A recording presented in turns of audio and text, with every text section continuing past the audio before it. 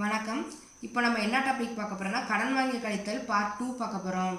அதாவது நம்பர்ஸ் தசம புள்ளி வந்துச்சுன்னா அதை எப்படி கடன் வாங்கி கழித்தல் முறையில் கழிக்கிறதுன்னு பார்ப்போம். எப்பயுமே நம்ம கழிக்கும் பொழுது வலமிருந்து இடமாக தான் கழிக்கணும்.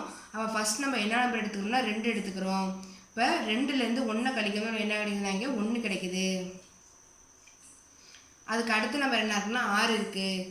6லேருந்து 7 கழிக்க முடியாது, ஏன்னா 6ஐ விட 7 பெரிய நம்பராக இருக்குது. அப்போ அதுக்கு முன்னாடி உள்ள நம்பர்லேருந்து நம்ம 1 கடன் வாங்குகிறோம். இப்போ 3லேருந்து 1 இங்கே கடன் வாங்கும்போது இதோட மதிப்பு இங்கே 2ஆக மாறுது. இந்த 1 கடன் வாங்கும்பொழுது இங்கே 6 இங்கே 16ஆக மாறுது. அப்போ 16லேருந்து 7 கழிக்கும் போது நமக்கு என்ன கிடைக்குதுன்னா இங்கே 9 கிடைக்குது. புள்ளி இங்கே அப்படியே வச்சுக்கிறோம். இங்கே 1 கடன் கொடுத்ததுனால இங்கே இதோட மதிப்பு 2 தான் இருக்குது. அப்போ 2லேருந்து நம்ம 8 கழிக்க முடியாது. அப்போ அதுக்கு முன்னாடி உள்ள நம்பர்லேருந்து நம்ம 1 கடன் வாங்குகிறோம்.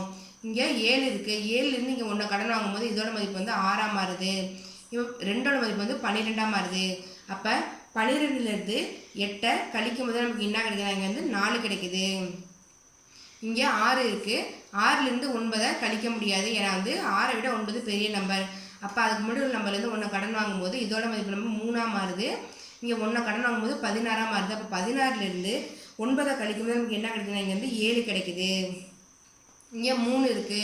இங்கே ஒரு நம்பர் இல்லாததுனால நம்ம 3 இங்கே சைஃபர் இருக்கா நம்ம நினச்சிக்கிறோம். அப்போ 3லேருந்து சைஃபரை கழிக்கும்போது என்ன கிடைக்குதுன்னா இங்கே 3 கிடைக்குது.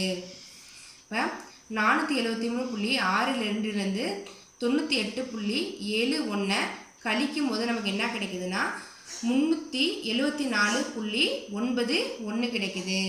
இப்போ அடுத்த நம்பர் பார்ப்போம்.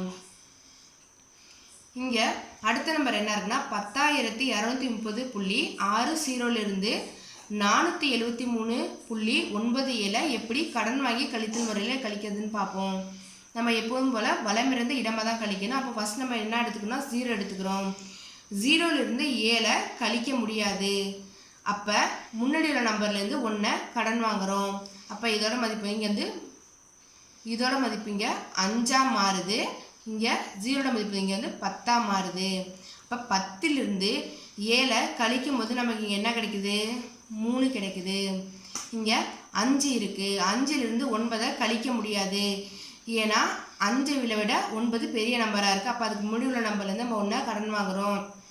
இங்கே 0 இருக்குது. 0லேருந்து நம்ம கடன் வாங்க முடியாது. அப்போ அதுக்கு முன்னாடி உள்ள நம்பர்லேருந்து கடன் வாங்குகிறோம். இங்கே 3 இருக்குது. 3லேருந்து 1 கடன் வாங்கும்போது இதோட மதிப்பு இங்கே 2ஆக மாறுது. இங்கே 1 கடன் வாங்கும்போது இதோட மதிப்பு இங்கே 10ஆக மாறுது.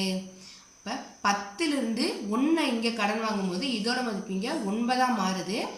இதோட மதிப்பு இங்கே 15ஆக மாறுது. அப்போ 15லேருந்து 9 கழிக்கும் போது நமக்கு இங்கே என்ன கிடைக்குதுன்னா 6 கிடைக்குது. புள்ளி நம்ம இங்கே அப்படியே வச்சுக்கிறோம். அடுத்து 9லேருந்து 3 கழிக்கும் போது நமக்கு இங்கே என்ன கிடைக்குதுன்னா 6 கிடைக்குது. அடுத்து இங்கே 2 இருக்குது. 2லேருந்து 7 கழிக்க முடியாது, ஏன்னா 2ஐ விட 7 பெரிய நம்பராக இருக்குது. அப்போ அதுக்கு முன்னாடி நம்பர்லேருந்து 1 இங்கே கடன் வாங்குகிறோம். அப்போ 2லேருந்து இங்கே 1 கடன் வாங்கும்போது இதோட மதிப்பு இங்கே 1ஆக மாறுது. இப்போ 2ஓட மதிப்பு இங்கே 12ஆக மாறுது. அப்போ 12லேருந்து 7 கழிக்கும் போது நமக்கு இங்கே என்ன கிடைக்குதுன்னா 5 கிடைக்குது. இங்கே 1 இருக்குது. 1லேருந்து 4 கழிக்க முடியாது.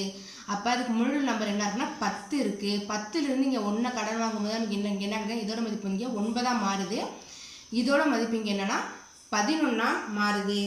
அப்போ 11லேருந்து 4 கழிக்கும் போது நமக்கு என்ன இருக்குதுன்னா 7 கிடைக்குது. இங்கே 9 இருக்குது. 9 அங்கே எடுத்து எழுதிக்கிறோம். அப்போ 10,230லேருந்து 30.60லேருந்து 473.97 கழிக்கும் போது இங்கே என்ன கிடைக்குதுன்னா 9,756.63 கிடைக்குது. நன்றி.